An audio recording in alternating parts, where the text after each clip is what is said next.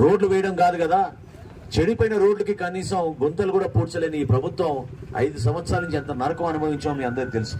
గతంలో నేను ఒక శాసన సభాపతిగా ఉన్నప్పుడు మీ అందరికీ తెలుసు ఏ విధంగా ఒక మార్పు తీసుకొచ్చాం.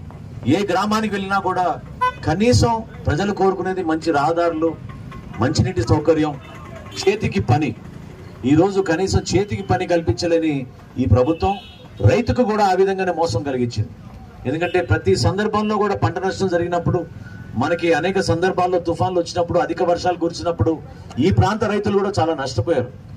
చదలవాడ గ్రామంలో, అదేవిధంగా చక్రాపాలెంలో, ఇటు పక్కన మనం చూస్తే జేవుడిపాడి పాలెంలో అందరూ కూడా మన సోదరు మనలోనే అందరూ ఈ ప్రాంతాల్లోనే మనం కష్టపడి పని చేసుకుంటాం.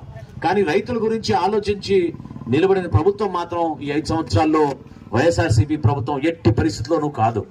పవన్ కళ్యాణ్ గారు ఆయన సొంత డబ్బుతోటి ఎంత